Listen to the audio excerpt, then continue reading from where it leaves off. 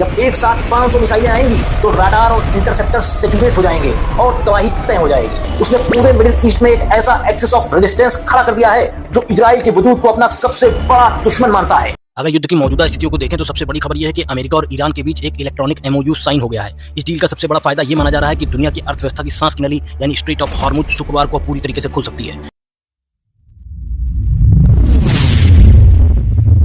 दुनिया के नक्शे पर ये जो 39 किलोमीटर की पतली सी पानी की पट्टी आप देख रहे हैं, इसने अमेरिका जैसी सुपर पावर की नींद उड़ा रखी है। यह स्ट्रेट ऑफ हॉर्मुज ये सिर्फ एक समुद्री रास्ता नहीं है, ये दुनिया की इकोनॉमी की सांस की नली है। हर रोज लगभग 2 करोड़ 10 लाख बैरल कच्चा तेल यहीं से गुजरता है, यानी पूरी दुनिया की खपत का कुल 20%। भारत सहित कई विकासशील देशों का तेल यहीं से आता है।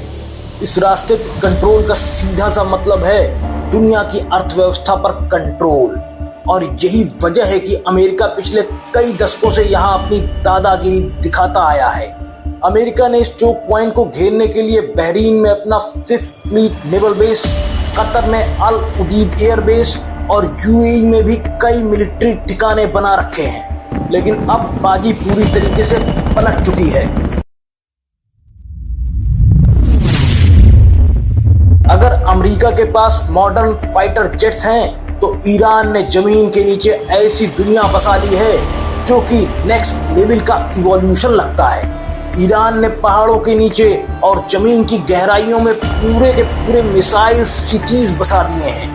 यहाँ हजारों की संख्या में बैलिस्टिक मिसाइलें और ड्रोन्स तैयार और स्टोर किए जाते हैं। यहाँ अमेरिका की सैटेलाइट और बंकर बस्टर बमों का असर शून्य हो जाता है।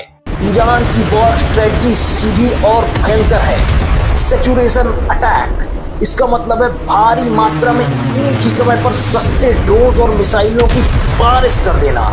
दुश्मनों के एंटी मिसाइल सिस्टम जैसे इजराइल का आयरन डोम या अमेरिका का पैट्रियट कितनी भी एडवांस क्यों ना हो, उनकी एक लिमिट होती है। जब एक साथ 500 मिसाइलें आएंगी तो राडार और इंटरसेप्टर सैचुरेट हो जाएंगे और तबाही तय हो जाएगी। वहीं यहाँ गेम सिर्फ टेक्नोलॉजी का नहीं, इकोनॉमी का भी है। ईरान के पास शाहेद ड्रोन की कॉस्ट आती है लगभग 16 लाख रुपए, जिसकी प्रोडक्शन भी अनलिमिटेड है। वहीं अमेरिका और इजराइल को इस सस्ते ड्रोन को गिराने के लिए जो इंटरसेप्टर मिसाइलें दागनी पड़ती हैं, उनकी कीमत होती है 16 से 30 करोड़ रुपए। इस तरह ये एसिमेट्रिक वॉरफेयर है जहां अमेरिका आर्थिक रूप से खून बहा रहा है। वहीं ईरान की ताकत सिर्फ उसकी अंडरग्राउंड सुरंगें नहीं है, उसने पूरे मिडिल ईस्ट में एक ऐसा एक्सिस ऑफ रेजिस्टेंस खड़ा कर दिया है जो इजराइल के वजूद को अपना सबसे बड़ा दुश्मन मानता है। आने वाले समय में इस युद्ध का रुकना नामुमकिन सा लगता है।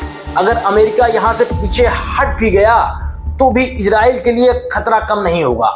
इस्लामिक देशों के साथ इजराइल का सीधा बैर उसके अस्तित्व के लिए सबसे बड़ा संकट है। अमेरिका के बिना इजराइल चारों तरफ से हॉस्टाइल ताकतों से घिर जाएगा। अगर देखा जाए तो इस युद्ध में अपर हैंड किसका है? डेटा और स्ट्रेटजी के हिसाब से ईरान का। अमेरिका को इस युद्ध में भारी खर्च उठाना पड़ रहा है क्योंकि उसकी सप्लाई चेन भी हजारों किलोमीटर दूर से आती है। साथ ही साथ मिडिल ईस्ट में अमेरिका ने सिर्फ मिलिट्री बेस ही नहीं बनाए हैं, बल्कि यहाँ पर मॉडर्न अरब देशों जैसे कि सऊदी, यूएई के इंफ्रास्ट्रक्चर में भी अमेरिका का अरबों डॉलर पैसा लगा हुआ है। ये सब ईरान के सीधे निशाने पर है। ईरान का मकसद बिल्कुल क्लियर है, स्ट्रेट ऑफ हॉर्मुज पर पूरा कंट्रोल। एक बार ये कंट्रोल अगर ईरान को मिल गया तो अमेरिका द्वारा समर्थित इन मॉडर्न देशों को अपनी शर्तों पर भी झुका सकता है। इस तरीके से अमेरिका ना तो पूरी तरीके से पीछे हट सकता है और ना ही फुल स्केल वॉर को अफोर्ड कर सकता है।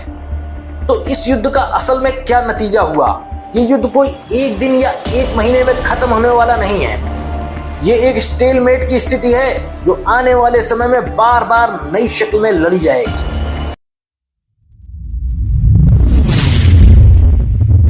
अगर युद्ध की मौजूदा स्थितियों को देखें तो सबसे बड़ी खबर यह है कि अमेरिका और ईरान के बीच एक इलेक्ट्रॉनिक MOU साइन हो गया है। इस डील का सबसे बड़ा फायदा ये माना जा रहा है कि दुनिया की अर्थव्यवस्था की सांस की नली यानी स्ट्रेट ऑफ हॉर्मुज शुक्रवार को पूरी तरीके से खुल सकती है।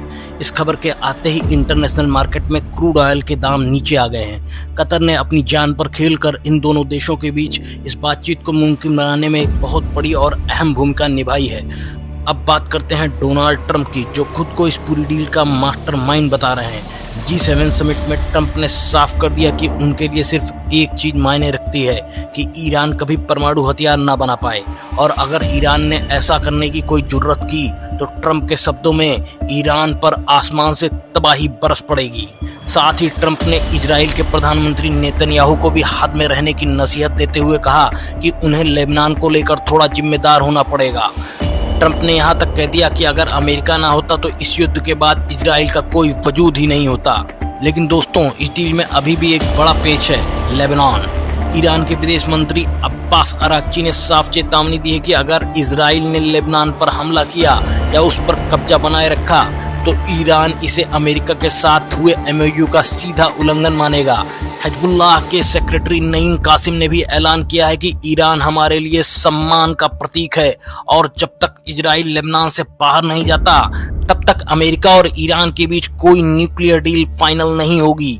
शुक्रवार को जेनेवा में होने वाली बड़ी बैठक में ईरान के संसद स्पीकर इसी मुद्दे को लीड करने वाले हैं। लेकिन इस मुद्दे पर इजराइल क्या सोच रहा है? Defence analyst Alex Alvarez Sears ने अल जजीरा को बताया कि अमेरिका के लिए नेतन्याहू को रोकना बहुत मुश्किल होगा।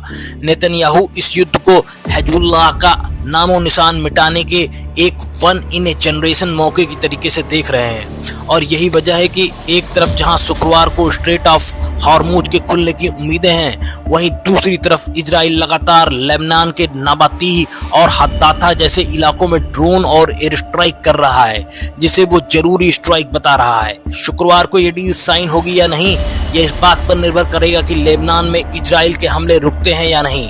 क्या आपको लगता है नेतन्याहू ट्रंप की बात मानेंगे? अपनी राय कमेंट में जरूर दें। जय हिंद।